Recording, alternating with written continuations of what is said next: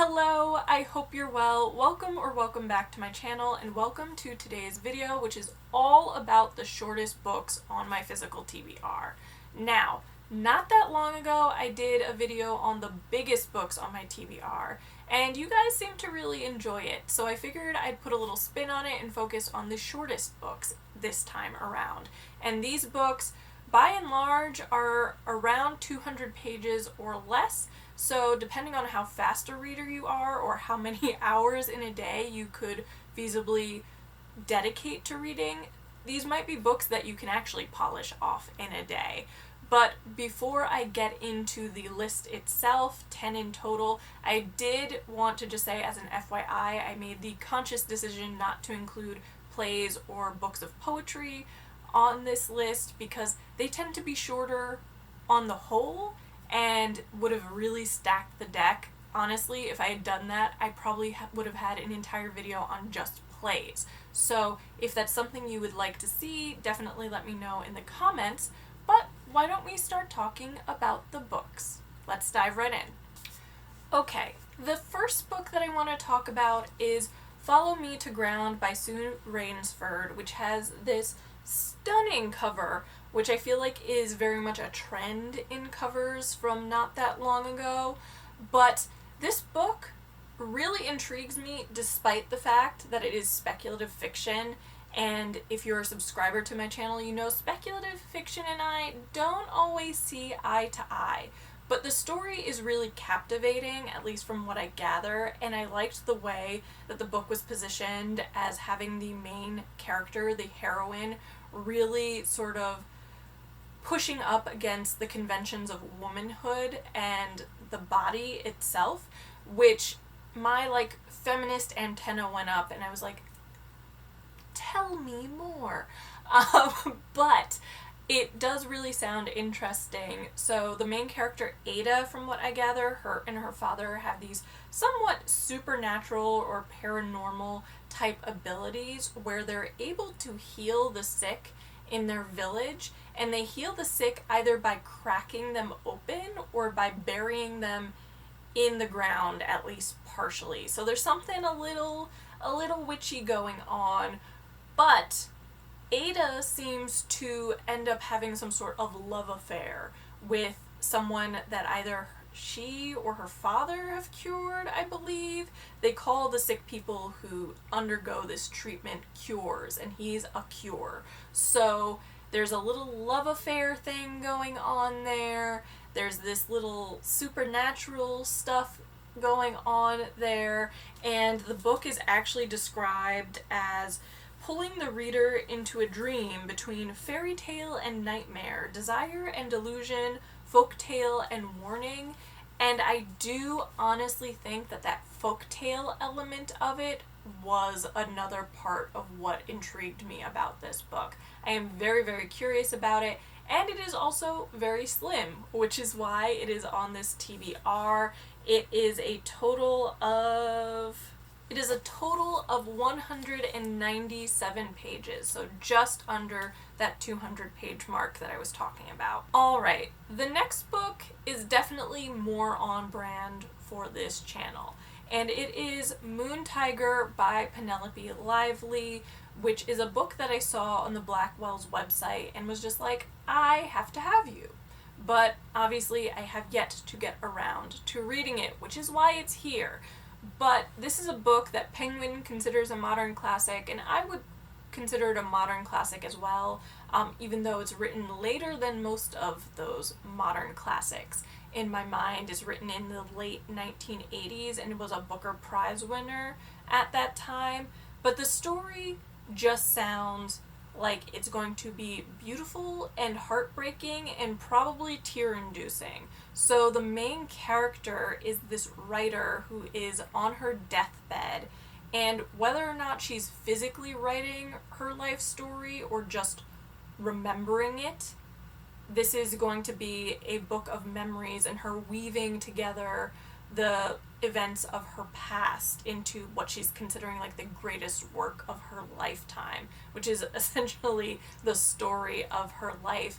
And in weaving these sort of memories and events together, she's really zeroing in on the relationship she's had with three men in her life. One of them is her beloved brother, another is the father of her child, and yet another is this great love, this great romance of hers who seems to have been lost in a war. Not sure if it's World War I, World War II, or another war entirely, but I'm ready for this book to potentially emotionally wreck me. And that is also on brand for this channel. I love books that wreck me and shake me to my core.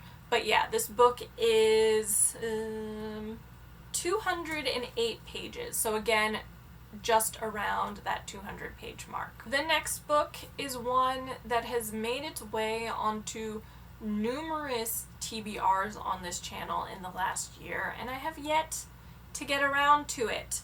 It is Mrs. Dalloway by Virginia Woolf, and I kid you not, this is one of these books that I don't know how I have never read. Like, as an English major in college, I feel like this book should have featured pretty prominently. I feel like most people have read it, but I do know that there are quite a few booktubers that I adore who consider this one of their favorite books. Claire Fenby, I think, has like multiple versions or editions of this book and considers it her favorite book and has like read it multiple times at this point. And I really, really respect her reviews. So the fact that I still haven't gotten to it is a me thing, not a you thing in the case of this book. So from what I gather, this is a book that is written in stream of consciousness and focuses on Mrs. Dalloway, Clarissa, going through just a single day in her life as she is like preparing for some sort of dinner party that she's about to throw. And I think that over the course of dealing with all the kind of minutia of party planning and last minute preparations, she starts thinking back on her own life as to how exactly she got to the place where she is currently. And I'm one of those people that neither loves nor hates stream of consciousness. I think if the story is good, then it doesn't bother me. If the story is trash, then I'm just like, why did I bother read this, as I would be with anything else. But this is definitely a modern classic that I need to get to sooner rather than later, because I do feel like I am missing out here in having never read anything by Virginia Woolf. And this book is, how many pages, Brittany? I don't know. It is that the last page of the book? It is 194 pages.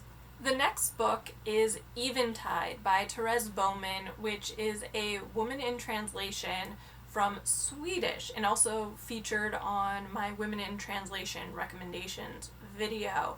And this is a book that I am really intrigued by because of what I think are going to be kind of the feminist undertones to the story itself. So the main character is an art professor at the University of Stockholm, I believe, and there is something that happens with one of her postgraduate students.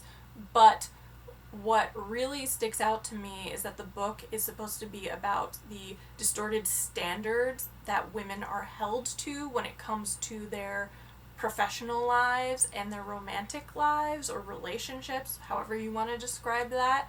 And that to me sounds like a delicious sort of commentary on modern day society. So I am really, really curious about it. If you want more details on the book itself, I would definitely check out that Women in Translation recommendations video. But this is a book that is 191 pages. The next book is another book in translation from German, and that is Stella by Takis Verger.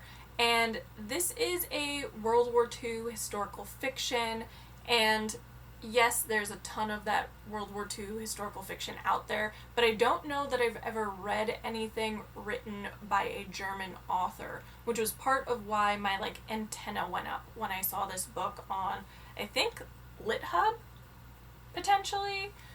several months ago before I bought it.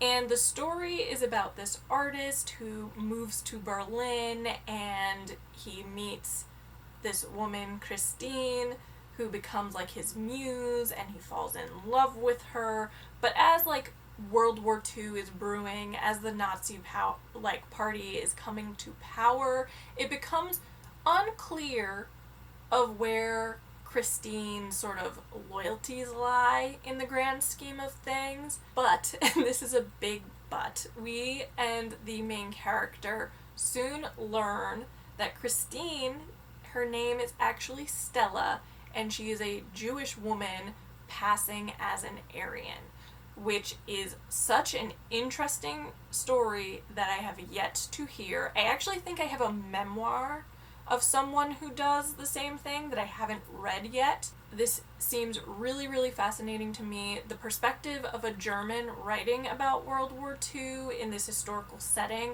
I think, is also going to be really interesting and perhaps lend a different voice to this story. So I'm very interested in that. And this book is 196 pages long. The next book is one that featured in my cottagecore reading vlog not that long ago, and that is Sometimes the Soul by Gia Timpanelli, I believe it's how it's pronounced. I think I was pronouncing it wrong the entire time I was talking about it in that vlog.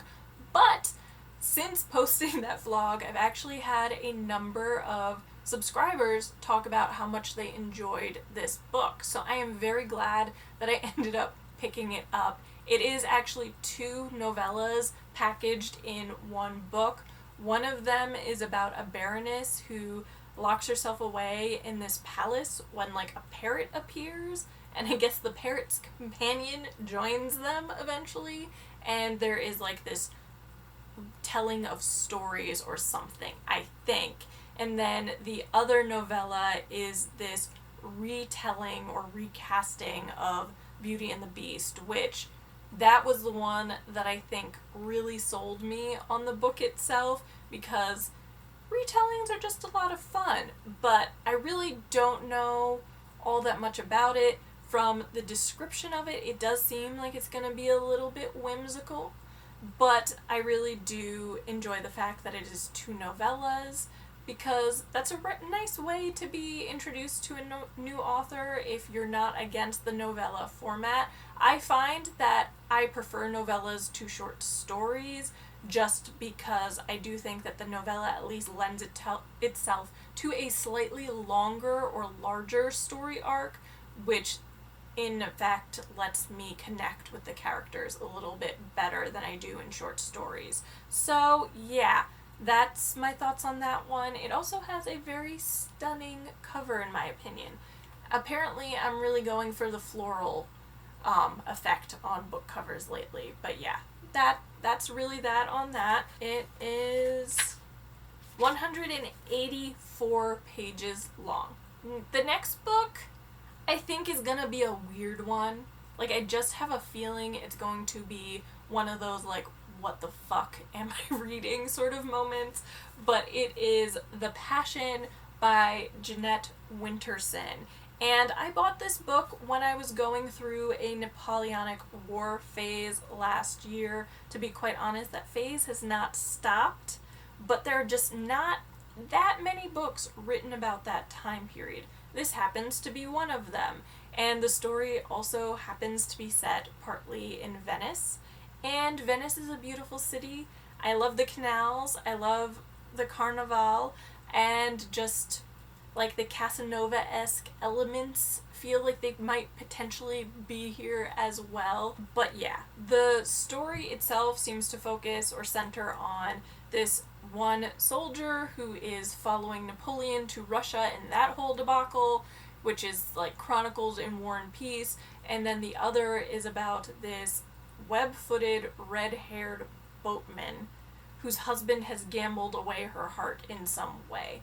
And it just seems like there's potential to be a lot of really interesting information here with this historical setting, but also it's another book that I have a feeling is going to be pretty darn whimsical. but the overall story itself is 172 pages long. The next book is another book that I feel like I should have read ages and ages and ages ago, and that is The Wide Sargasso Sea by Jean Rhys, who now I'm wondering, did I read about her in that memoir, Flaneuse? I possibly did. Or I might be making that up entirely. But the reason that I am, I need to get to this sooner rather than later is that it is essentially this, retelling, or maybe even more of, a prequel to Jane Eyre, which is one of the, Victorian or Gothic classics that I love, that I've read a million times, that helped me to kind of steer my thesis in school into the right direction and all of that. But this is a book that is centered on the mad woman in the attic in Jane Eyre, which I don't want to say too much about her, because if you haven't read Jane Eyre, then that might be a lot of a spoiler for you. But it focuses on that character and what brings her to the point that she is in that book. What has actually driven her mad. So yeah, I need to get to this. It's a book that I know quite a few people have read and recommended to me, that I've heard nothing but positive things about as well. And because it's so short, there's really no reason why I shouldn't be able to squeeze it in at some point, and yet I just haven't. But yeah, this is a book that, because I love Jane Eyre as much as I do, despite the failings and the colonization and colonialism aspects of it that are a little bit cringy, or really a lot of bit cringy, I do think that this would be a really fun book, a really interesting book for my little English major brain to wrap itself around. And the book itself is one of the shorter ones on this list, actually, at only 171 pages long. Down to the final two. The next book is another one that is featured a few times on this channel, because I have put it on TBRs and then never gotten around to it. Most recently, I think it was on my July TBR, and I just wasn't able to make it happen. But the book is The Roman Spring of Mrs. Stone by Tennessee Williams, and I just talked about my thesis that I wrote in school, and it had Gothic and Victorian elements to it, but Tennessee Williams was the focus. I have read all of his plays. I love so many of them. They're among some of my favorites. I have seen every film adaptation that has ever been made. I've seen several of his plays on stage, and he's just near and dear to my heart. So the fact that there was a novel of his that I hadn't read yet was really intriguing to me, not gonna lie. And I think this might actually be his first novel that he wrote, but it is the story of this wealthy woman who was a famous stage actress, who is now kind of living this aimless existence in Rome, and kind of trying to adjust to that, as well as she's trying to adjust to her own aging. And I personally love to read stories where the characters are older women, because I do feel like there is a significant lack of characters beyond middle age that are actually the focal point of stories, both in books and also in TV and film. So I love to see it. I love to have those middle-aged characters and older, because it's guys, life does not end just because you turn 30 or 35. There is a life beyond that. There are things happening, and it's just as interesting, just as dramatic, just as beautiful. So yeah, really looking forward to this, because I have actually seen a movie adaptation of it with Helen Mirren, and was just like, why not read the book? Also, it's a very short book. It is, I want to say, 148 pages long, but also the margins on these pages are kind of ridiculous. So, in addition to being very, very short, there are not that many words on a page, so I feel like this is definitely a book that I could get to quite quickly. And the final book is one that I bought during another one of my reading vlogs. It was one where I went to a couple independent bookstores in NYC, and that is Voices in the Evening by Natalia Ginzburg, which is another Women in Translation title, and it's translated from Italian, and it's set in post-World War II Italy in this small village where basically the villagers are trying to emerge from under this like heavy mantle of fascism, and I think it's about 2 generations of neighbors essentially trying to kind of get from under this and lead their lives. And I do love a good generation, like multi-generational story. So I do think that this one is really, really promising as well. And it is a book that I think is probably the shortest on this list. It is 125 pages long. So yeah, it is definitely the shortest on this list. But I think if you are anyone who is interested in World War II, that this is probably a book that would interest you as well. So yeah, those are the shortest books on my physical TBRs. They're the books that are roughly 200 pages or less. I do have quite a few that just missed the cut because they were like 225 to 300 pages in length.